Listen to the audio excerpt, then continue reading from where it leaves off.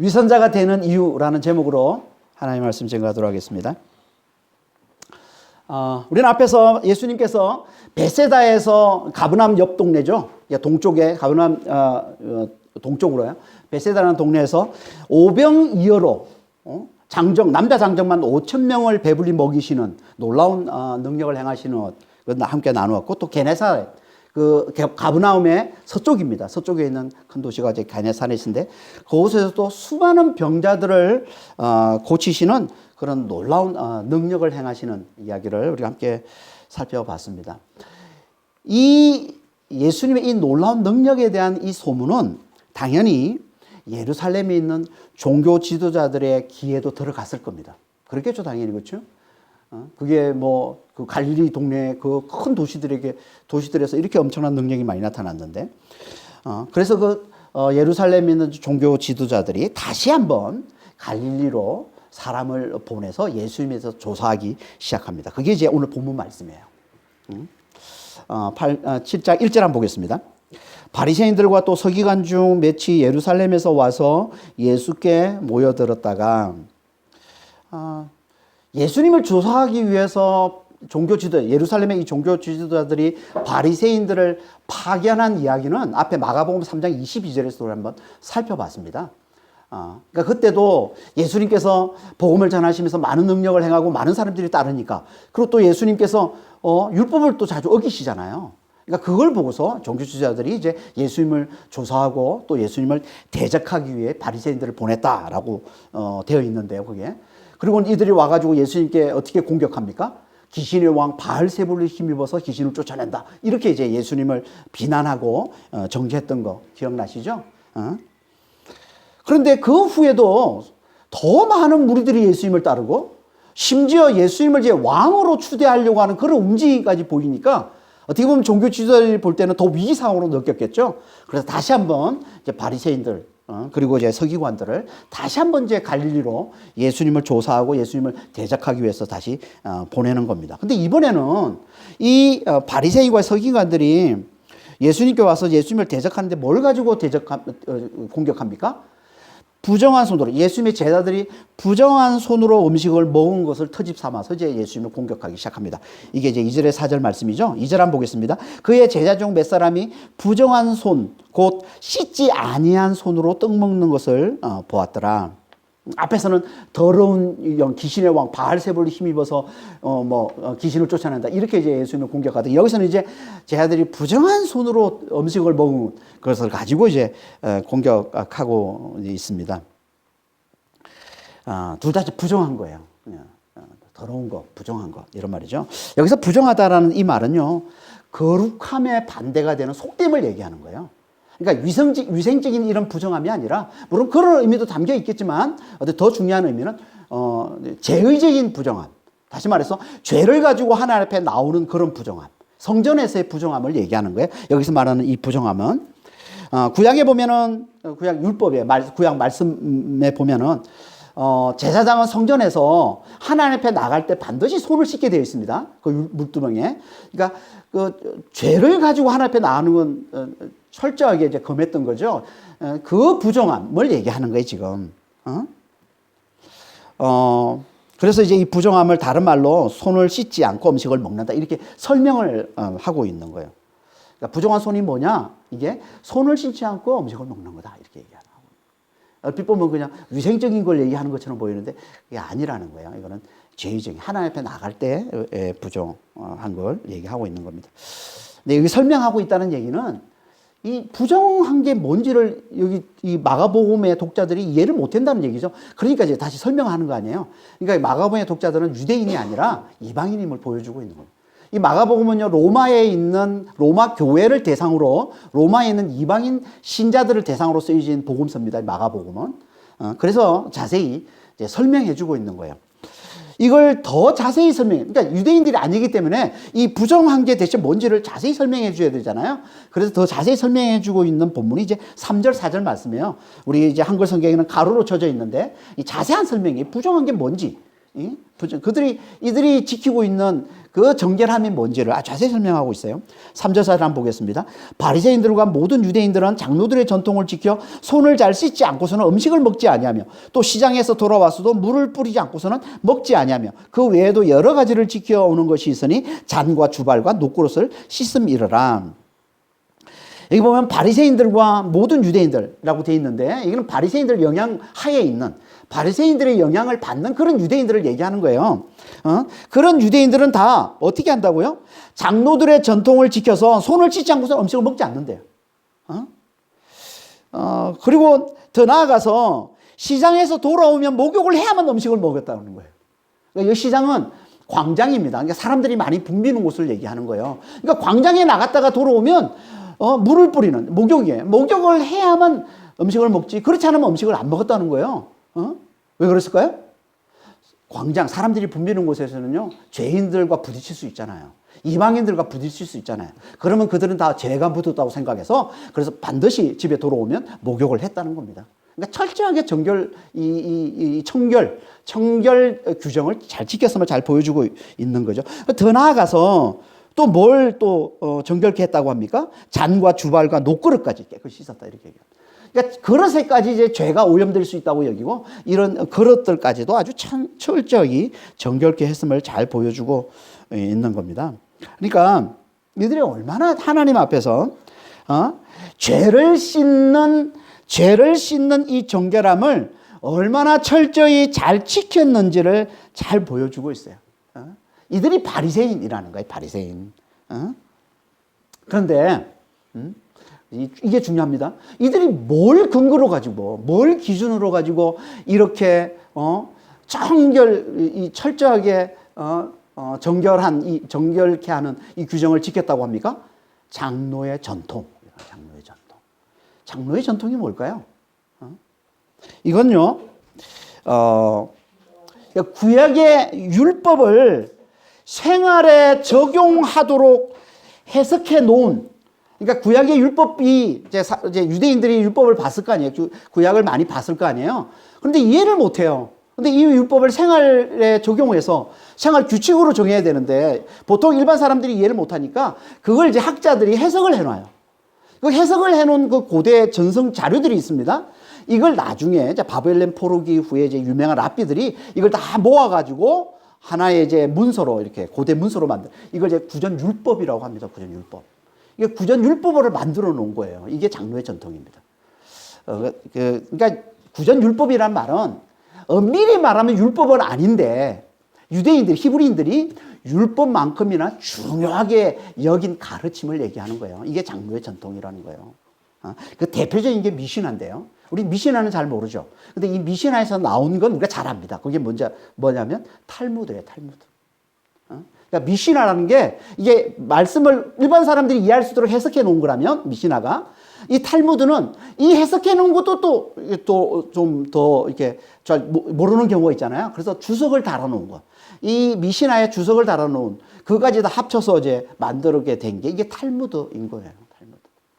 그러니까 뭐 탈무드는 뭐 요즘 사람도 참 많이 보지 않습니까? 유대인들 왜 이렇게 유대인들은 이렇게 독특하냐 뭐 이렇게 그러면서 탈무드 공부를 많이 하는데 이 탈무드가 이 미시나에서 나온 거예요. 이 미시나가 일반 사람들에게 성경의 구약에 나와 있는 이런 하나님의 계명들 이런 것들을 생활에 잘 적용하도록 그렇게 만들어 놓은 것이다. 대표적인 게 미시나에 나오는 대표적인 이제 그 규정이 뭐냐면 음식을 먹을 때 손을 씻는 이 정결 규정이에요. 이것만 수십 가지가 있습니다.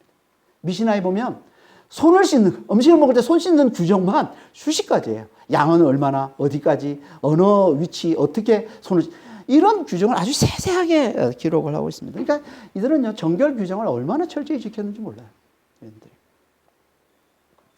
이 엄격한 정결 규정으로 유대인들에게 가장 큰 영향력을 행사했던 자들이 바리새인들입니다.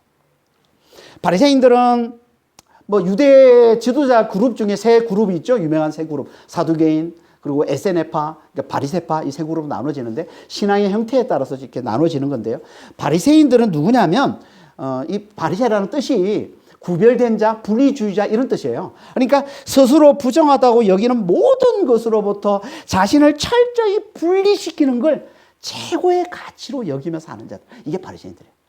그러니까 모두 자신들이 이제 볼 때 부정하다고 생각되는 건 철저히 분리시키는 걸. 그걸 최고의 가치로 얘기합니다. 이들이 바리새인들이에요.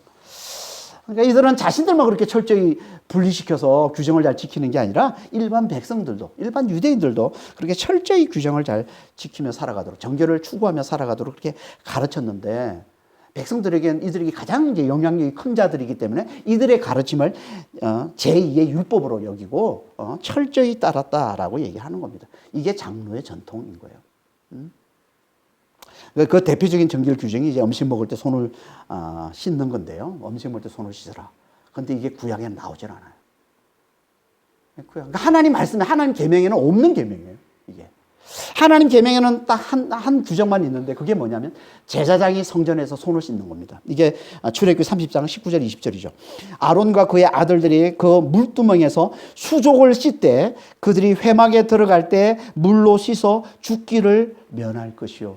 그러니까 씻어야, 하나님을 만나러 들어갈 때 수족을 깨끗하게 씻어야 하나님을 만나서 살 수 있지, 안 그러면 죽는다는 거예요. 이게 이제 유일하게 성경에 나와 있는, 구약에 율법으로 나와 있는 유일한 규정이에요, 이게. 근데 이거를, 바리새인도 잘 알았을 거예요. 당연히 학자들인지 잘 알았겠죠. 잘 알면서도, 이걸 모든 유대인들이 다 지켜야 되는 정결 규정으로 확대해서, 하나님의 말씀과 똑같은 것으로 강조하며 가르쳤던 겁니다. 이들이 바리새인들인 거예요. 그래서 예수님과 제 아들에게까지 와서 이걸 들이대면서 이제 공격하는 거죠, 예수님을. 이게 5절 말씀이잖아요. 이에 바리새인들과 서기관들이 예수께 묻되 어찌하여 당신의 제자들은 장로들의 전통을 준행하지 아니하고 부정한 손으로 떡을 먹나이까. 이들이 장로의 전통을 얼마나 중요하게 여긴지를 잘 보여주는 말씀이에요. 그러니까 그들은 이게 기준인 거예요. 이게 근거인 거예요. 이 장로의 전통이. 이게 마치 하나님의 말씀인 것처럼 그걸 기준으로 다른 사람들을 정죄하고 판단하는 거예요. 이걸 기준으로. 이걸 어겼다, 장로의 전통을 어겼다, 그러면 하나님의 말씀을 어긴 거예요. 이걸 지켰다, 그러면 하나님의 말씀에 순종하고. 이렇게 여겼다는 거예요. 아니, 하나님의 말씀도 아닌데. 이게 하나님의 말씀 아니잖아요.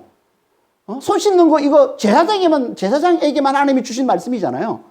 근데 이걸 하나님 말씀도 아니, 이걸 왜 이렇게 이들은 중요하게 여겼을까요? 왜 이걸 하나님 말씀처럼 붙들고 이걸 왜 모든 사람들에게 적용시키려고 했을까요? 그건요, 이들이 자기 의에 사로잡혀 있기 때문에 그런 겁니다. 자기 의. 이 중요한다는데, 자기 의. 물론 이들도 처음엔 정결케 하라는 하나님 말씀을 생활 속에서도 더 잘 지키려는 순수한 마음으로, 아마 이 계명을 이제 일반 사람들에게도 이게 적용을 시켰을 거예요. 정결하는 거 좋은 거잖아요. 손을 씻는 거 좋은 거, 하나님 앞에 손을 씻고 나오는 거 좋은 거잖아요. 그러니까 이 하나님 말씀을 더 잘 이게 좀 지키도록 하려고 아마 이제 그래서 만들었을 텐데, 이게 시간이 지나면서 무슨 문제가 생기냐면, 시간이 지나면서 하나님의 은혜를 잊어버려요.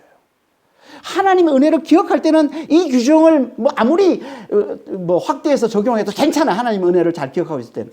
근데 문제는 하나님의 은혜를 잊어버려요. 시간이 지나면서. 이스라엘 백성들이 값없이, 그들이 그렇게 노예로 살고 있을 때, 400년간 노예로 살고 있을 때 하나님께서 값없이 그들을 구원해 주신 거잖아요. 엄청난 은혜를 하나님 베풀어 주신 거잖아요. 그들을. 근데 그걸 잊어버리니까 뭐만 남냐면 자신들이 열심히 지키는 율법의 행위만 남게 되는 겁니다. 은혜를 잊어버리면요, 내가 열심히 행한 이 행위만 남아요. 그러면서 어떻게 합니까? 그것으로 난 이렇게까지 하나님을 사랑한다는 자기의 경건을 자랑하는 수단으로 삼게 되는 거예요. 그것으로 자기를 높이고, 또 그걸 지키지 못하는 자들은 판단하고 정죄하는 수단으로 삼는 거죠. 이게 자기 의에 빠지는 겁니다. 그러면 어떻게 될까요? 그러면 더 많은 율법들을 만들어요. 율법이 아닌 것도 율법으로 만들어서 하나님의 말씀으로 다 만들어가지고 그것으로 자기를 더 자랑하려 하게 되는 겁니다. 그래서 장로의 전통을 다 마치 하나님 말씀인 것처럼, 하나님의 율법인 것처럼 만들어서 그거 가지고 모든 사람을 정죄하고 판단하는 겁니다. 제사장만 지켜도 되는 그 율법을 확대해서 일반 사람들, 일반 유대인들도 다 지켜야 되는 율법으로 만들어서 그것으로 자신을 높이고 우리는 이렇게까지 철저히 지키는 우리는 진짜 하나님께 사랑받는, 우리가 진짜 하나님 가까운 사람이야. 너희들은 못 지키는, 너희들은 뭐 하나님과 먼 사람이, 이런 식으로 나누는 거죠. 자기 스스로 높이고 그렇지 못한 자들은 정죄하게 되는 겁니다. 그래서 결국은 그러면 그런 어떤 바리새인들의 그 가르침을 쫓게 되면 일반 사람들이 어떻게 됩니까? 하나님 은혜와는 더 멀어지죠. 그들도 뭐만 붙들게 돼요? 율법의 행위만 붙들게 되겠죠. 열심히 지키니까 하나님께 사랑받는 거야? 그럼 나도 열심히 지키. 이거예요. 율법의 행위만 남아요. 하나님이 값없이 우리에게 베풀어 주시는 그 은혜는 놓쳐버리고, 그거는 잊어버리고 율법의 행위만 똑같이 붙들게 되는 거예요. 자기 의만 더 굳게 붙드는 거예요. 이게 장로의 전통을 율법으로 만드는 거라는 겁니다. 그러니까 전통이 그냥 전통으로 남아있으면 문제가 없어요. 전통이 그냥 전통으로 남아있으면 오히려 유익해요. 전통이 전통으로 남아있는 게 뭡니까? 전통이 왜 생겼어요? 율법을 도와주는 역할로 있는 거죠. 그러니까 우리가 말씀을 잘 이해하지 못하니까 이걸 일반 사람들이 잘 이해할 수 있도록 도와주기 위해서 생겨난 게 이게 전통이잖아요. 이게 미시나잖아요. 근데 이게 그냥 전통으로만 남아있으면 아무 문제가 없는데. 그러니까 교과서가 교과서하고 참고서가 딱 나눠져서 참고서는 참고서 역할만 하면 되는데 어느 순간 이 참고서가 교과서가 돼버려. 그런 거 있죠. 옛날에 공부할 때, 요즘은 안 그런지 모르지만 옛날에 공부할 때 그랬잖아요. 참고서가 너무 자세히 잘 돼 있으니까 교과서는 안 보고 참고서만 가지고 다니고 학교도 다니고 막 그랬잖아요. 마치 그런 거 같은 거예요, 이게. 이게 참고서가 교과서인 것처럼 착각하게 되는 거죠. 그런 거 같은 거예요. 말씀과 전통이 딱 나누어져서 말씀은 말씀으로, 전통은 전통으로 남아있으면 되는데 어느 순간 이 전통이 말씀으로 둔갑해버려. 여기서 문제가 생기는 거예요. 여기서. 그러면 어떻게 된다고요? 하나님의 은혜는 잊어버려요. 하나님의 은혜는 사라지고 율법의 행위만을 강조하는 자기 의만 남게 된다는 거예요. 그럼 멸망이라는 겁니다. 은혜를 잊어버리면, 하나님의 은혜를 놓쳐버리면 그럼 멸망인 거예요. 자기 행위만 붙들고 자기 의만 세우는 거야. 그럼 멸망인 거죠. 이건 지금도 마찬가지입니다. 지금도요, 장로의 전통을 율법처럼 붙드는 경우가 얼마나 많은지 모릅니다, 교회에서. 여러분, 대표적인 게 뭔지 아세요? 술과 담배죠. 술과 담배. 교회에서는 술과 담배 금하잖아요. 하지 마. 그러죠. 근데 이게 술과 담배를 금하는 게 이게 말씀입니까? 하나님의 계명인가요? 이거는요, 엄밀히 말하면 장로의 전통입니다. 성경에서는요, 술에 취하지 말라는 말씀은 있어도 술 마시지 말라는 말씀은 없어요. 그거는 특별하게 나실이라고 구약에 구별된 자들에게만 술을 마시지 말라고 나오는 말씀이 있지만 일반적으로는 술 취하지 말라라는 말씀은 성경에 여러 번 나옵니다. 하지만 술 마시지 마라는 말씀은 엄격하게 철저하게 금하고 있는 말씀은 성경에 나와 있지는 않습니다. 그러니까 이건 장로의 전통이고요. 엄밀히 말하면. 그럼 왜 우리 교회는 이렇게, 세계적으로 우리나라가 대단히 유별한데요. 술과 담배에 대한 이 금지가 교회 내 믿는 자들에게. 그럼 왜 이렇게 됐을까요, 우리는? 마치 말씀인 것처럼, 마치 하나님의 말씀인 것처럼 여긴 사람들이 상당히 많잖아요. 술과 담배를 금하는 게. 왜 이렇게 됐을까요? 이거는 우리나라가 처음에 복음이 들어올 때 선교사들이 이제 들어와서 복음을 전하잖아요. 근데 복음을 전할 때 보니까 한국에서, 이 땅에서 복음을 전하는 가장 힘든 게 뭐냐면 술, 담배 문화예요. 가장 큰 해악이. 복음을 전할 때, 교회로 모일 때 가장 큰 어려움이 선교사들이 볼 때. 그래서 우리 이 한국 사람들은 술, 담배를 너무 좋아하는, 그렇잖아요. 우리나라 이 한민족의 특징이잖아요. 유흥을 좋아하고 술, 담배를 좋아하는. 이게 너무 강해가지고 복음이 들어가지를 않더라는 거예요. 그래서 이걸 깨기 위해서 강조해서 금했던 게 이게 술, 담배. 교회에서 술, 담배를 철저하게 금했던 거고, 그게 지금까지 이어져 오고 있는 겁니다. 이게. 그러니까 이건 우리 신앙에도, 그리고 우리 건강에도 너무나 유익한 장로의 전통이죠. 너무 유익하잖아요. 왜 이렇게 무익하잖아요. 담배, 술, 이런 게 좋습니까? 그러니까 신앙에도 건강에도 너무 유익한 장로의 전통이지만, 하지만 그렇다고 이게 하나님 말씀처럼 붙드는 건 안 된다는 겁니다. 다시 말해서 이걸 안 지킨다고 구원받지 못한다고. 다시 말해서 술, 담배 한다고 구원받지 못해. 하나님의 심판받을 거야. 라고 정죄하면 안 된다는 거예요. 술 마시는 거하고 구원하고는 별개라는 겁니다. 담배 피는 거하고 구원하고는 별개라는 거예요. 근데 너무나 많은 사람들이 마치 술 마시면 구원을 못 받는 것처럼, 마치 담배를 피우면 구원을 못 받는 것처럼 이렇게 착각하고 있는 이유가 뭐예요? 이 전통을 말씀처럼 그렇게 어떻게 보면 가르쳤고 또 그렇게 배워왔기 때문에 그런 거죠. 이게 아니라는 거예요. 너무나 유익한 전통이지만, 그렇다고 이게 하나님의 말씀이 되는 건 아니다. 술 마신다고 담배 핀다고 정죄하면 안 되는 거예요. 구원받지 못한다 그러면 안 되는 거예요. 그걸 보면서 자기 의로 삼으면 안 되는 거예요. 나는 술 안 마시니까, 나는 담배 안 피니까 나는 의로운 자야. 나는 하나님께 의로운 자고, 쟤는 술 마시고 담배 피니까 쟤는 하나님께 버림받은 자. 이런 식으로 자기 의를 챙기면 안 된다는 겁니다. 그러니까 진짜 우리가 조심해야 돼. 교회가 참 조심해야 될 게, 이게 대표적인 거지만 이런 것들이 참 많습니다. 교회 안에.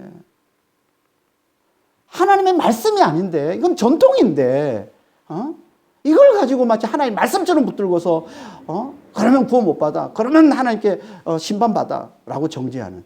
그건 아니라는 거예요.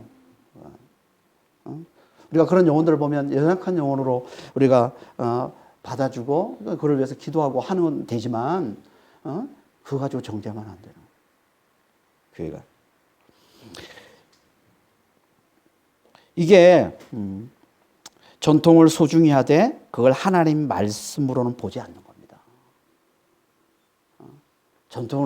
전통으로는 소중히 하되 하나님 말씀으로 보자.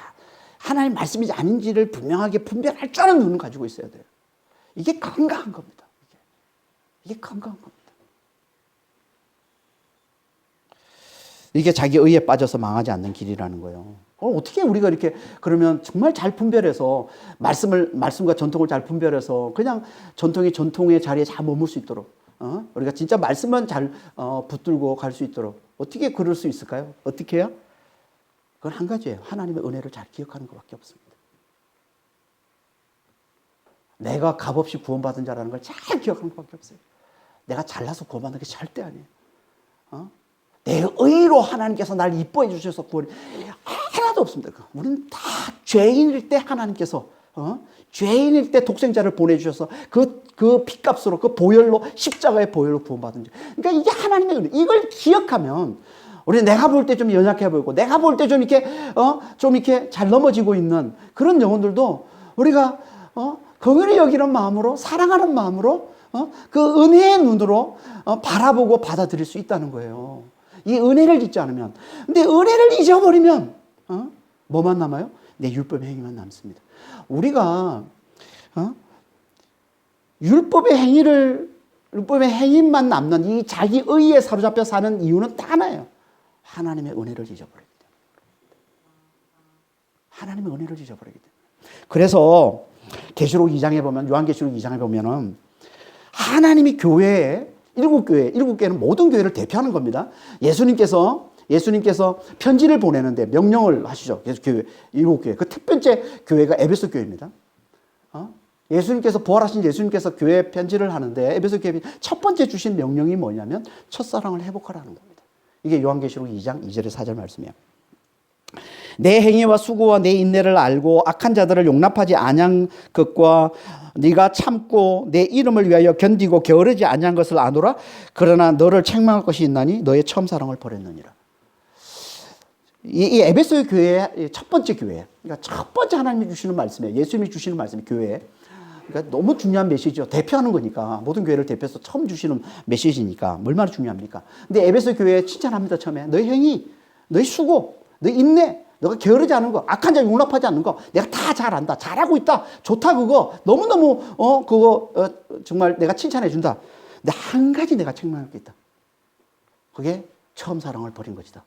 근데 이게 한 가지가 이게 모든 거예요. 왜냐하면 요 밑에 나오는 얘기가 네가 이 처음 사랑을 회복하지 않으면 촛대를 옮기리라 라고 말씀하고 있거든요. 촛대를 옮긴다는 얘기는 촛대는 교회인데 교회가 하나님의 교회가 아닌 것으로 만들어버리겠다는 거예요. 그러니까 멸망을 얘기하는 거예요. 그러니까 처음 사랑을 회복하는 게 너무너무 중요한 겁니다. 그러니까 다 잘해도 뭐 열심히 수고하고 하나님 열심히 섬기고 악한 자들 용납하지 않고 막 게으르지 않고 막 그래도 다 잘해도 이 처음 사랑을 잃어버린 이것 때문에 망할 수 있음을 잘 보여주는 게 이게 계시록 2장의 이 말씀인 거예요. 처음 사랑. 처음 사랑이 뭐예요? 하나님의 은혜를 잘 알고 그 은혜를 이웃에게 흘려주는 겁니다. 이게 처음 사랑이에요. 하나님의 은혜를 잘 알고 그 은혜를, 그 사랑을 이웃에게 잘 흘려주는 거예요. 이거 잃어버리면 아무리 다른 거 100개 다 잘해도 이거 하나 잃어버리면 아무 소용없다는 겁니다. 그럼 어떻게 되는 줄 아세요? 이거 하나 잃어버리면? 그러면 그 모든 잘한 그것들을 다 율법으로 만들어가지고 그것으로 남을 정죄하고 자기 의를 세우는 바리새인이 되기 때문에 그런 겁니다. 이거 잃어버리면, 이 처음 사랑을 잃어버리면 하나님의 은혜로 구원받은 자요. 내가 그 은혜로 사는 자임을 잊어버리고 이 은혜로 우리 다른 이웃을 보지 못하면 우리는 나는 내가 내놓는 율법의 행위만을 붙들게 되고 그럼 반드시 그거 가지고 남을 정죄하고 남을 판단하고 자기 의를 세우는 바리새인처럼 되어서 멸망당하고 만다는 겁니다. 그래서 이걸 너무나 강조하고 있는 거예요. 처음 사랑을 잃어버리지 마라. 처음 사랑을 반드시 회복하라. 여러분 지금 이 시대에 우리에게도 동일합니다. 여러분 하나님의 이 은혜를 잃어버린 한순간입니다. 한순간입니다. 우리도 모르게 내가 우리가 기도해 본 사람은 다 알지만 기도 열심히 하면요. 제대로 기도했을 경우에는요. 하나님의 은혜가 살아있습니다. 하나님의 은혜가 충만해집니다. 그러면 사람들을 보는 눈이 달라져요. 그전에는 막 판단이 되고 정죄가 됐던 게 연약한 영혼으로 보이고 약함으로 보이고 그래서 받아주게 되고 이해하게 되고 이런 눈이 열려요. 하나님의 은혜가 내 안에 충만해지면. 근데 은혜가 없어지면, 이 은혜를 잃어버리고 있으면, 내가 기도하지 않으면, 내가 말씀을 가까이 하지 않으면, 그럼 뭐만 남는 줄 아세요? 정죄와 판단이 남아요. 나는 이렇게까지 하는데, 쟤는 지금 뭐 하는 거야? 나는 이렇게 하는데, 쟤는 뭐 하는 거야? 남이 잘 되는 거 보면 배 아파하고, 남이 잘 못하는 거 보면 판단하고, 정죄하게 되고, 자기도 모르게 자동으로 나오는 겁니다. 모든 판단의 기준은 행위예요. 행위. 자기가 하는 것은 다 용납이 돼. 왜냐하면 이해가 되니까. 나는 왜 이렇게 하니까. 그래서 내로남불이 생기는 거 아니에요. 나는 나를 잘 아니까 사정이 있어서 이렇게밖에 못하는 거 아닌데 남은 모르잖아요. 그러니까 판단하는 거야. 내가 교회에 넣는 거는 다 이해가 돼. 사정이 있으니까. 남이 교회에 넣는 건 이해가 안 돼요. 모르니까. 그러니까 정죄와 판단. 행동을 한번 보면 그래서 항상 내로남불일 수밖에 없어요. 우리는. 이게 은혜를 잊어버리고 회의만 보고 살아가는 우리 모든 사람들의 모습인 거예요. 이게. 그러니까 우리 하나님은 하나님의 은혜를 기억하고 하나님의 은혜를 붙들고 살아가는 걸 우리 신앙의 핵심으로 보시는 거예요. 그래서 이 계명을 주시는 거예요. 이 말씀을 주시는 거예요. 처음 사랑을 회복하라. 아무리 수고해도 아무리 열심히 해도 교회에 아무리 충성을 다해도 이거 잃어버리면 아무 소용없다. 다른 거 100개 다 잘해도 소용없다. 이거 반드시 회복하라 라고 말씀하고 있는 겁니다. 이렇게 전통을 율법으로 만들어서 자기 의를 높이고 남을 잘 정죄하는 걸 이걸 다른 말로 외식이라고 합니다. 외식. 그래서 예수님께서 이 바리새인들의 이 공격을 이렇게 받아치시는 거예요. 6절에서 8절 보겠습니다. 이르시되 이사야가 너희 외식하는 자에 대해 잘 예언하였도다. 기록하였으되 이 백성이 입술로는 나를 공경하되 마음은 내게서 멀도다. 사람의 계명으로 교훈을 삼아 가르치니 나를 헛되이 경배하는도다 하였느니라. 너희가 하나님의 계명은 버리고 사람의 전통을 지키느니라. 외식하는 자, 이들을 지금 장로의 전통을 붙들고서 예수님을 공격하는 이 바리새인들, 이들을 외식하는 자 이렇게 얘기를 합니다. 외식하는 자라는 말은 위선자라는 뜻인데요. 이 정확한 문자적인 의미는 뭐냐면요. 무대에서 배우처럼 행동하는 자 이런 뜻입니다. 한마디로 겉으로 연기하는 자 이런 말인 거죠. 그러니까 예수님은 지금 장로의 전통을 하나님의 말씀처럼 붙드는 그들을 뭐라고 판단하고 있는 거예요? 겉으로 연기하는 자로 판단하고. 너희들은 겉으로 연기하는 자야 얘기하는 거예요. 무슨 말이에요 이게? 겉으로는 하나님의 말씀을 지키는 것처럼 행세하지만 마음은 그렇지 않다는 거예요. 마음은 하나님을 멸시한다는 겁니다. 그래서 이걸 이사야 선지자가 잘 말했다 그러면서 이사야 선지자 말씀을 인용해서 얘기하고 있는 거죠. 입술로는 나를 공경하되 마음은 내게서 멀도다. 사람의 계명으로 교훈을 삼아 가르치니 나를 헛되이 경배하는도다. 이 이사야서 29장 13절에 나오는 말씀인데요. 이 말씀을 예수님이 인용해서 말씀하고 있는 거예요. 이게 장로의 전통을 하나님 말씀처럼 붙드는 자들의 본색이라는 거예요. 본색. 겉으로 볼 때는 장로의 전통까지 하나님의 말씀처럼 여기고서 그 말씀을 잘 지켜서 하나님을 잘 섬기는 것처럼 보이지만 실제로는 아니라는 거죠. 그건 하나님과 아무 상관이 없는 율법의 행위를 잘 내놓고는 자기 의만 세우고자 하는, 그거 가지고 남을 판단하고 남을 정죄하는 거라는 거예요. 이게 오직 자기에게만 관심이 있는 거예요. 이게 외식이라는 거예요. 이게 위선이라는 겁니다. 이걸 잘 보여주는 게 이들이 지금 자기 의를 내세우면서 예수님을 공격하고 있는 이 모습이에요. 예수님이 지금 어떤 일을 하고 계신 거예요, 지금? 앞에서 일어난 일이 뭐예요? 지금 이들이 예루살렘에서 지금 예수님에게 와서 예수님을 지금 대적하고 있는 거잖아요? 어떤 얘기를 들은 거예요? 아니, 베세다에서 지금 오병이어를 가지고 5천 명을 먹이는데 엄청난 구원 사건. 수많은 사람들이, 굶주린 자들이, 배고픈 자들이 예수님의 도움으로 놀라운 구원을 경험한 거 아니에요? 엄청난 일을 예수님이 행하셨잖아요. 그리고 게네사렛에서, 아니, 동네에 가는 곳마다 병자들이 와가지고 예수님이, 예수님을 만진 자마다 고침받는, 엄청난 치유 사건이 일어난 거예요. 게네사렛 전체가 난리가 난, 우리 지난주에 잘 살펴봤지만, 그런 치유 사건이, 놀라운 사건이 일어난 거 아닙니까? 그러니까 하나님의 놀라운 사랑과 은혜와 능력으로 수많은 이 가난한 사람들, 어려운 사람, 힘든 사람들을 정말 구원해주고 치유해주고 회복해주는 이 엄청난 일을 예수님이 펼치신 거예요. 이 소문을 듣고 예수님께 온 거 아니에요. 그런데 이미들이 예수님께 와가지고는 찾아와서는 한다는 소리가 뭐예요? 예수님의 그 사랑과 그 은혜와 그 능력에 대해서는 아무 말을 없이 찾아와서 하는 얘기는 왜 장로의 전통 안 지켰어? 이거예요, 지금. 왜 손 안 씻어? 이런 얘기죠. 그분이 행하신 하나님의 놀라운 사랑과 은혜와 능력으로 구원을 베풀어 주신 것에 대해서 뭐 놀래야 되는 거 아니에요? 와, 대단하십니다.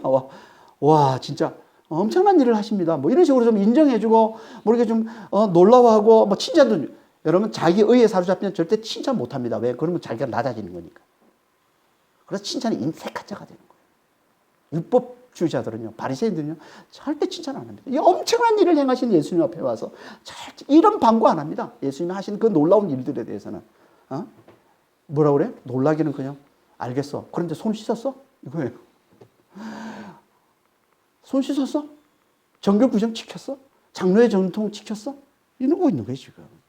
이게 하나님이 보실 때는 너무 사악한 외식인 겁니다, 이게.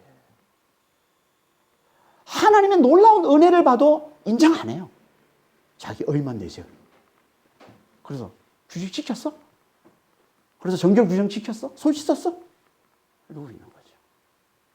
하나님도 이게 입술로는 하나님을 공경하되 마음은 하나님부터 먼, 하나님에게는 전혀 관심이 없는, 자기를 높이는 이 자기 의에만 관심이 있는, 하나님을 헛되이 경배하는 외식이라는 거예요. 외식. 이들의 장로의 전통을 하나님 말씀으로 붙드는 자 바리새인들인 겁니다. 바리새인들은 앞에서 그랬어요. 예수님께서 뭐 중풍의자를 고치는 엄청난 사건을 벌인데도 바리새인들은 다 지켜보고 있다가 그런 거에 대해서 뭐 칭찬해주고 예수님 대단하십니다 이러지 않고 지켜보고 있다가 예수님이 실수하는 거, 뭘 실수하는 것만 바라보는 거죠. 그 실수할 때를 기다리고 있는 거예요. 말 한마디 자기들이 볼 때 이거는 이거 잘못한 거, 그러면 이제 그거 꼬투리 잡아서 예수님 공격하는 거 아니에요. 중풍병자를 고치시는 엄청난 사건을 예수님께 펼쳐 보이시는데 그거 보고 예수님이 그들은 가만히 있다가 예수님이 한마디에 뭐라고 얘기해요? 네 죄 사함을 받았다. 그러니까 그때 발끈해가지고 아니 사람이 어떻게 죄를 사함 받았다고 얘기할 수 있어? 이 신성모독이야 이러면서 예수님을 공격하는 거 아니에요. 이게 바리새인들이에요. 회당에서 손 마른 사람이 있어요. 너무 그것 때문에 평생 너무너무 고통 가운데 있는 자를 예수님이 보시고는 너무나 긍휼히 여기시는 그 마음으로 고쳐주시는데 그 바리새인들은 뭐라고 그래요? 안식일에 왜 이래? 그러면서 예수님을 공격하고 예수님이 그래도 계속 그 일을 하니까 예수님을 죽이러 드는 거예요. 이게 바리새인이라는 겁니다. 이들은 오직 율법을 지키는 것만 중요했지 죄인을 구원하고 병자들을 치유하고 회복시키기를 원하시는 이 하나님의 이 사랑의 마음, 하나님의 이 자비의 마음, 여기엔 전혀 관심이 없는 거예요. 그래서 예수님이 그러신 거예요. 마태복음 12장 7절에 나는 자비를 원하고 제사를 원하지 아니하노라 하신 뜻을 너희가 알았더라면 무죄한 자를 정죄하지 아니하였으리라. 하나님이 원하는 건 자비인데 이 자비라는 말은 이게 은혜, 사랑이라는 단어와 같은 단어예요. 하나님의 원하는 건 자비다. 하나님의 은혜를 잘 알고 하나님의 사랑을 잘 알고서 그것을 이웃에게 잘 흘려주는, 이게 하나님이 원하시는 건데 여기엔 전혀 관심이 없고 온통 자기를 높이는 자기 의에만 관심이 있는 거예요. 이게 외식이라는 거예요. 하나님, 예수님이 그토록 미워하시는 이 외식. 예수님은요, 외식을 너무너무 위해서, 마치 우리 복음서를 읽어보면 마치 예수님은 한 놈만 패듯이 바리새인들만 공격하잖아요. 예수님은 다 받아줘요. 세리도 창기도 뭐 죄인들 다 받아줍니다. 예수님을 공격하고 예수님이 나무라고 예수님이 꾸짖고 하는 건 단 종류 사람밖에 없어요. 바리새인들이에요. 외식하는 자. 한 놈만 패시는 것 같아요, 예수님은. 왜 이토록 예수님은 외식하는 자들을 예수님은 이렇게 미워하시는 걸까요? 왜?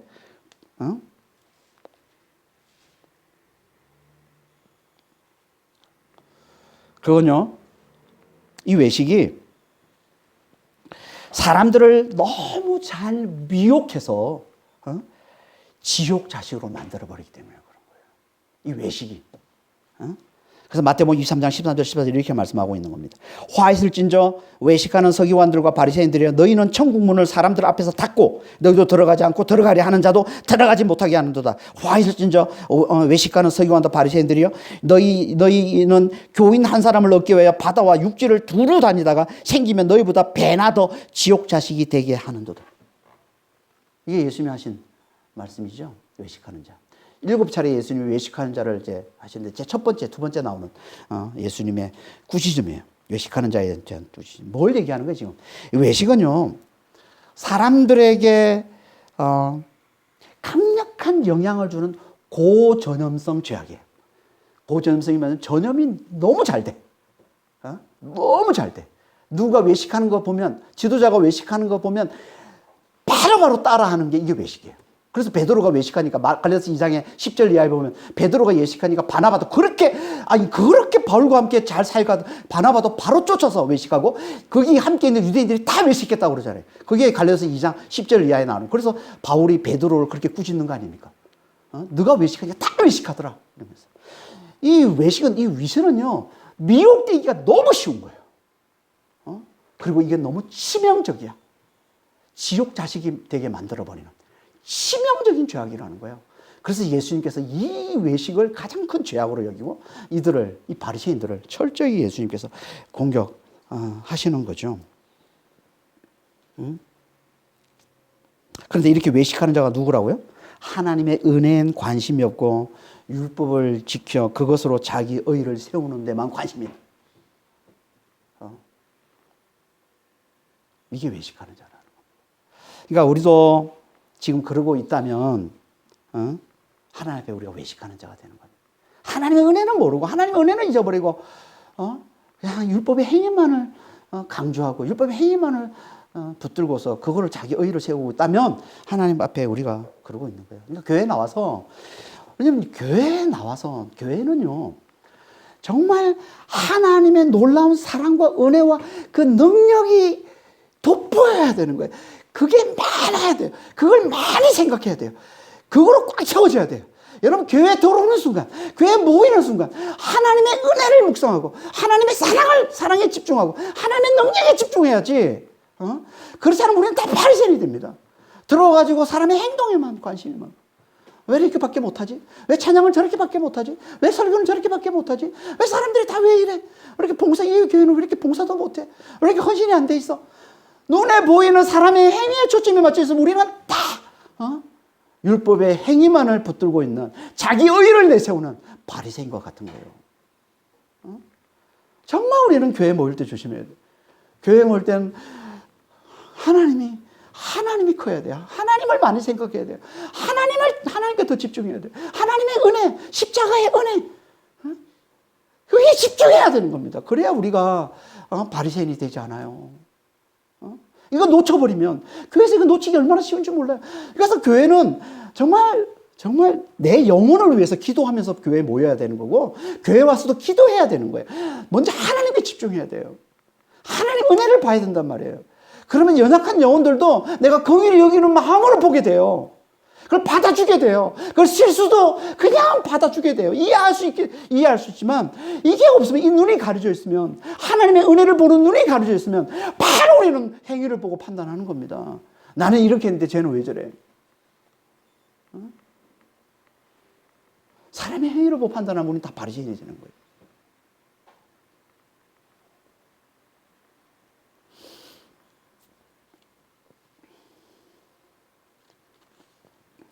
그러니까 하나님께서 우리에게 원하시는 건 하나님의 마음에 관심이 많아요. 하나님의 마음은 어디에 관심이 있다고요? 자비에 관심이 있어요. 은혜에 관심. 하나님의 은혜를 얼마나 잘 아느냐. 그 하나님의 은혜를 잘 알고서 그 은혜를 흘려주는 것에 관심. 하나님의 온통 관심은 여기에 있는 거예요. 하나님의 중심엔 은혜예요. 그래서 하나님의 은혜를 알아봐준 자를 하나님이 가장 기뻐하세요. 하나님의 사랑을 잘 알아봐주는 자를 하나님이 가장 기뻐하세요. 여러분, 이 은혜라는 단어에서 매력이라는 단어가 나온 거 아십니까? 이 같은 단어에서 나온 거예요. 하나님, 당신의 하나님 되심을 가장 잘 나타내 보여주는 거, 가장 매력적인 거. 이게 은혜예요. 우리 하나님의 은혜를 제대로 모르면 다 바리새인이 되는 겁니다. 은혜를 모르면.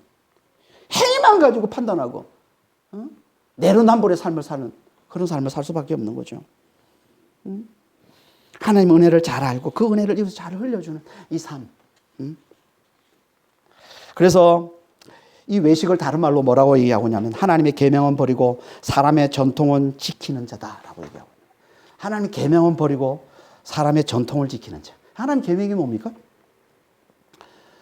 하나님의 계명을 대표하는 게 뭐예요? 그게 십계명이잖아요.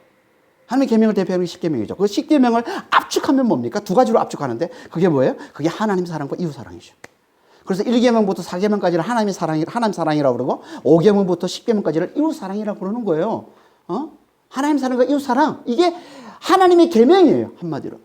이게 예수님이 하신 말씀이잖아요. 율법학자 예수님께 와가지고 가장 위대한 계명이 뭡니까? 하나님의 가장 위대한 큰 계명이 뭡니까? 그랬더니 첫째로는 마음과 목숨과 뜻과 힘을 다하여 너희 하나님을 사랑하고, 둘째는 그와 같으니 내 이웃을 내 몸과 같이 사랑하라. 이거잖아요. 하나님 사랑과 이웃 사랑. 이게 하나님의 계명이란 말이에요. 이 하나님의 사랑의 다라고, 이게 하나님의 계명이 다인데, 그럼 하나님의 사랑을 신약으로 하면 뭡니까? 하나님의 사랑을 신약으로 하면 뭐예요? 예수를 믿는 겁니다. 이게 하나님의 사랑이에요. 우리가 예수를 잘 믿으면 하나님은요, 하나님을 사랑하는 것으로, 내가 예수를 잘 믿으면 잘 믿을수록 하나님을 너무나 사랑하는 줄 하나님 우리를 받아주시는 거예요. 예수 안에 하나님의 놀라운 사랑과 은혜와 능력이 있음을 알고 예수님을 굳게 붙드는 것, 이게 신약에서의 하나님 사랑인 거예요. 그래서 신약에서는요, 하나님 사랑을 얘기 안 해요. 하나님 사랑은 구약에서 얘기하고 있지, 신약에서는 하나님의 사랑을 얘기하지 않고 대신 믿음을 강조하는 겁니다. 예수를 믿는 믿음. 그러니까 신약에서의 하나님의 계명, 하나님 사랑과 이웃 사랑이, 이 하나님의 계명은 곧 뭡니까? 예수를 믿어서 예수 안에 있는 하나님의 그 은혜를 잘 알고 그 은혜를 이웃에게 잘 흘려주는 이웃 사랑을 잘하는 거예요.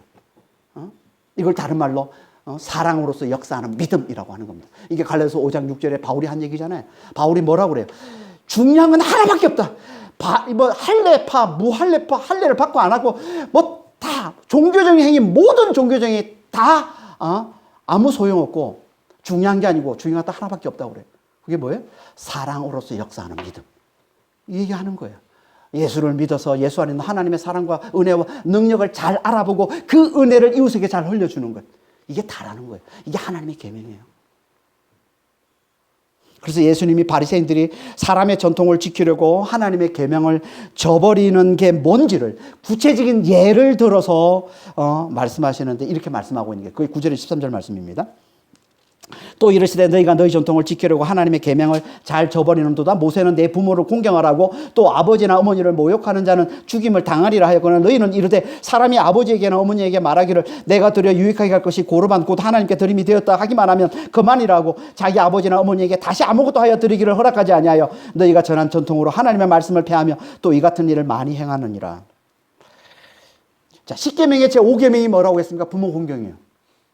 10계명의 제5계명부터 10계명 10번째 계명까지가 이웃 관계, 이웃과의 관계, 이웃 사랑을 나타내는 계명인데 그 첫 번째가 부모 공경입니다. 그러니까 이 부모 공경은요, 이웃 사랑의 대표라는 거예요. 그래서 예수님께서 이걸 들어서 말씀하고 있는 겁니다. 이웃사랑을 대표하는 이 부모 공경을 들어서. 모세, 여기 모세는 모세 오경을 얘기하는 겁니다. 그러니까 모세 오경, 구약 토라, 구약의 하나님 말씀. 구약의 하나님의 말씀을 보면 뭐라고 되어 있냐면 내 부모를 공경하라 되어 있다는 거예요. 그게 출애굽기 24, 12절 말씀이죠. 그리고 또 어떤 말씀이 나옵니까? 아버지나 어머니를 모욕하면 죽이라. 이게 신명기 5장 16절 말씀이에요. 이게 구약의 토라에 나와요. 하나님 말씀이라는 거예요. 그런데 너희는 말하기를 내가 부모님께 드려 유익하게 할 것이 고르반이라는 뜻은 뭐냐면 히브리어로 하나님께 가까이 나아감 이런 뜻인데요. 이 뜻은 예물이란 뜻이에요. 하나님께 드리는 예물, 하나님께 드리는 선물 이런 뜻입니다. 이 고르반이. 그러니까 하나님께 예물. 그래서 이 고르반이라고 그렇고 뜻을 설명해 주고 있는 거예요. 이게 뭔지 하나님께 드림, 하나님께 드림 이렇게는. 이게 고르반이다라고 얘기만 하기만 하면 그만이다. 무슨 말이에요? 부모 공경 안 해도 돼. 자기 아버지나 어머니에게 아무것도 하여 드리기를 허락하지 않는다. 그러니까 안 해도 괜찮아 정도가 아니라 하지 마 이렇게 얘기한다는 거예요. 고르반 했으면 부모 공경하지 마 이렇게. 당시 유대인들은요, 실제로 자기 소유를 하나님께 드렸다는 이 고르반 맹세를 하기만 하면요, 부모를 섬길 책임에서 면제받았습니다. 유대인들은. 그 소유를 당장 하나님께 드리지 않아도 단지 맹세한 것만으로도, 지금 당장 제가 나중에 드리겠습니다. 이렇게 맹세한 것만으로도 부모를 봉양할 책임에서 면제받았어요. 유대인들은.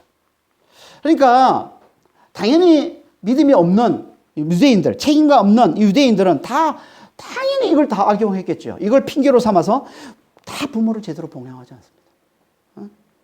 이게 그러니까 이 장로의 전통 이걸 핑계로 삼아서 합법적으로 유대인들이 부모를 공경하라는 하나님의 계명을 저버리게 만든 거예요. 이게 장로의 전통이라는 거예요. 그래서 예수님이 이걸 들어서 사람의 전통을 지키려고 하나님의 계명, 하나님의 은혜를 기억하고 그 은혜를 잘 흘려주라는, 이웃을 사랑하라는 이 하나님의 계명을 저버린 대표적인 예로 지금 이걸 들어서 말씀을 하고 있는 겁니다. 사람의 계명을 지킨다고. 사람이 만든 계명이잖아요. 이게 지금 고르반은. 고르반 맹세했으면 뭐 부모 공경 안 해도 돼. 이건 사람이 만든 거. 하나님이 이런 말씀을 하신 적이 없어요. 이건 장로의 전통인 거지. 이거 가지고 이걸 지킨다고 부모를 공경하라는 하나님의 계명을 저버렸다는 거예요. 저버린다는 말 무효로 만들다, 아무것도 아닌 것으로 만들어버렸다 이런 뜻입니다. 저버렸다는 말은. 사람의 계명을 지킨다고 하나님의 계명을 짓밟아 버렸다는 거죠. 아무것도 아닌 것으로 만들어버렸다는 말이에요. 이 말은 그건 무슨 말이에요? 하나님을 위해 살기로 했으니까 이제부터는 부모를 돌보지 않아도 된다라고 생각한 것 같은 거죠. 좀 더 확대하면 난 하나님만을 사랑하기로 했으니까 이제부터는 이웃을 사랑하지 않아도 돼 라고 생각했다는 거죠. 그렇게 가르쳤다는 거예요. 이게 사람의 계명을 지키려고 하나님의 계명을 저버리는, 하나님의 계명을 짓밟는 하나님께 너무나 가정스러운 행위라고 얘기하고 있는 겁니다. 근데 솔직히 지금 우리도 얼마나 이루고 있습니까? 많은 사람들이 교회에 나오는 많은 사람들이 그런 생각하지 않습니까? 하나님만 잘 믿으면 돼. 하나님만 사랑하면 돼. 하나님께만 잘 예배 드리면 되는 거야. 이게 중요하기 때문에 이걸 위해서 이웃을 좀 사랑 좀 덜 해도 괜찮지 않아? 이걸 위해서 하나님을 사랑하기 위해서 더 하나님 열심히 사랑하기 위해서 부모님 좀 공경 안 해도 되는 거 아니야? 가족 좀 제대로 잘 안 돌봐도 되는 거 아니에요? 가난한 이웃들 이렇게 조금 소홀히 해도 되는 거 아니에요? 이런 생각하고 있는 사람들이 얼마나 많습니까, 교회 안에? 하나님을 믿는 게 중요하지. 하나님 사랑하는 게 중요하지. 그렇게 해서 구원받는 게 중요하지. 뭐 주변에 내 이웃들, 가난한 이웃들, 연약한 이웃들 돌아보고 하는 거, 뭐 그거 기운이 뭐 지금 여유가 있으면 돌아보고 없으면 안 해도 되는 거 아니에요? 그래서 많은 사람들이 기독교, 개신교와 가톨릭을 구분할 때, 차이를 구분할 때, 우리 개신교는 믿음을 강조하고 가톨릭은 사랑을 봉사를 강조한다 이런 얘기 참 많이 합니다. 이게 개신교의 너무나 큰 취약점이에요. 연약함이에요. 이게 잘못된 전통 때문에 생겨난 거죠. 우리 하나님은 이렇게 말씀하신 적이 없었어요. 우리 하나님은 하나님 사랑과 이웃 사랑 하나로 말씀하고 있지. 그래서 가장 위대한 계명이 뭡니까? 그럴 때 예수님께서 마음과 뜻과 힘을 다해서 목숨을 다해서 하나님을 사랑하는 거야. 이렇게 해서 예수님의 말씀을 마치지 않았어요. 가장 위대한 계명이 뭔지 그러니까 첫째는 이것이요. 마음과 뜻과 힘과 목숨을 다해서 하나님을 사랑하는 것이요. 둘째도 그와 같으니 같아요. 내 이웃을 내 몸과 같이 사랑하는 것이다. 이거는 연결되는 것이지 절대 분리되는 게 아니라는 거예요. 이건 하나라는 겁니다.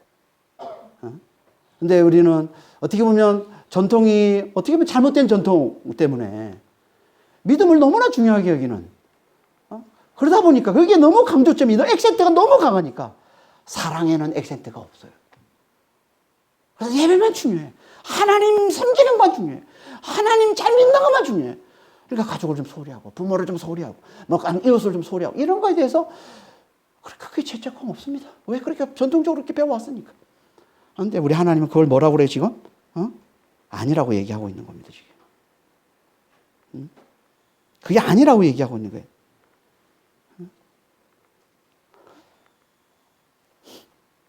사람의 계명을 지키려고 하나님의 계명을 짓밟는 것이다. 하나님의 계명을 아무것도 아닌 것으로 만들어버리는 것이다 라고 예수님이 지금 말씀하고 있는 거죠. 이건 하나님을 헛되이 경배하는 거다 이렇게 말씀. 이걸 사도 요한은요 더 세게 얘기합니다. 요한일서 4장 20절입니다. 누구든지 하나님을 사랑하노라고 그 형제를 미워하면 이런 거짓말하는 자니 보는 바 그 형제를 사랑하지 아니하는 자는 보지 못하는 바 하나님을 사랑할 수 없느니라. 형제를 사랑하지 않으면서 하나님을 사랑한다? 거짓말이야. 그건 거짓말장이야. 거짓말하는 자야. 하나님만 잘 믿으면 돼. 하나님만 사랑하면 돼. 하나님께만 잘하면 돼. 이건 없다는 거예요. 이건 절대 하나님을 제대로 믿고 사랑하고 예배하는 게 아니라는 겁니다. 하나님을 헛되이 경배하는 거라. 사람의 계명을 지키려고 하나님의 계명을 저버리는 것이다 라고 말씀하고 이게 뭐라고요? 이게 외식이라는 거예요. 이게 사람의 전통을 율법으로 만들어서 자기의 의의를 세우는 외식과 같은 것이다 라고 말씀하고 있는 거예요. 그러니까 정말 외식이 뭐라는 거예요? 외식은요 사람의 전통, 사람의 계명을 율법처럼 만들어서 율법처럼 그걸 지키느냐 지키지 않는가 가지고 남을 정죄하고 판단하고 자기를 높이고 자기 의의를 세우는 교만이면서 동시에 더 나아가서 사람의 계명을 가지고 하나님의 계명을 저버리는, 하나님의 계명을 아무것도 아닌 것으로 만들어버리는 하나님 앞에 너무나 가정스러운 짓이다라고 말씀하고 있는 거예요. 이게 외식이라는 거예요. 어떻게 하면 우리가 외식에 빠지지 않을 수 있어요? 우리가 하나밖에 없는 거죠. 하나님의 은혜를 잘 기억하는 거예요. 내가 하나님의 은혜로 구원받은 자라는 거예요. 값없이 구원받은 자라는 거예요. 내가 죄인임에도, 내가 누구보다 큰 죄인임에도 하나님께서 값없이 나를 너무나 사랑하셔서 내 모든 죄를 용서해 주시고 나를 하나님 자녀로 받아주시고 그래서 나를 구원해 주신 이 하나님의 은혜로 사는 자라는 거 이거 잊지 않아요. 우리는 하나님이 기뻐하시는 예배를 제대로 들을 수 있는 겁니다. 하나님의 그 은혜를 이웃에게 잘 흘려주는 하나님을 제대로 믿는, 하나님을 제대로 사랑하는, 하나님을 제대로 예배하는 하나님의 자녀가 될 수 있다는 겁니다. 그러니까 정말 우리는 하나님의 은혜를 잘 기억하시기 바랍니다. 하나님의 놀라운 사랑과 그 은혜와 그 능력으로 구원받은 자라는 거 제발 이거 우리 가슴에, 우리의 마음에, 우리 뼛속에 좀 잘 새기셔서 은혜로 사는 자라는 걸 잘 깨달으셔서 은혜를 이웃에게 잘 흘려주는 자가 될 수 있도록 이게 더 좀 더 강해질 수 있도록 이게 약하니까 자꾸 눈에 보이는 행위 가지고 판단하고 정죄하는 이 바리새적인 모습이 너무 많이 나오는 거예요. 이게 좀 어떻게 강해질까 이게? 하나님의 은혜를 잘 기억하는, 잘 깨닫는 이게 어떻게 강해질까요? 말씀을 잘 들어야죠. 하나님의 은혜를 선포하는 말씀을 잘 들어야죠. 하나님의 사랑을 선포하는 이 말씀을 잘 들어야죠. 마태복음 12장 7절에 예수님이 말씀하신 것처럼 하나님은 자비를 원하시는 하나님이시라는 이 말씀을 잘 들어요. 제사를 원하지 않고 자비를 원하시는 하나님이시라는 걸 이런 말씀을 잘 들어야죠. 처음 사랑을 회복하라는 이런 말씀을 잘 들어야죠. 그래야 우리 하나님 은혜를 잘 기억하고서 이 사랑을 이웃에게 잘 흘려주는 정말 하나님을 제대로 예배하고 제대로 믿고 제대로 사랑하는 하나님의 자녀다운 삶을 살 수 있는 겁니다. 그런 믿음의 성도들이 다 되시길 예수님으로 축원합니다. 기도하겠습니다. 하나님 아버지, 하나님의 은혜를 잊어버리면 우리는 정말 예수님께서 그토록 가정이 여기시고 그토록 미워하시는 좀 외식하는 자가 될 수밖에 없습니다. 정말 사람의 전통을 율법으로 만들어서 자기 의를 세우기에 바쁘고 남을 정죄하고 남을 판단하기에 바쁜 그런 외식주의자, 그런 위선자가 될 수밖에 없고, 또 사람의 계명으로 결국에는 하나님의 계명을 짓밟아버리는, 하나님의 계명을 아무것도 아닌 것으로 만들어버리는 너무나 가정스러운 짓을 범할 수밖에 없습니다. 아버지 하나님, 우리는 정말 그런 외식자, 그런 위선자가 되지 않도록 주님 늘 깨어서 하나님의 은혜를 잘 기억하는 자가 될 수 있도록 저희를 축복해 주시고 주님 인도하여 주시옵소서. 감사하며 우리 주 예수 그리스도로 기도합니다. 아멘.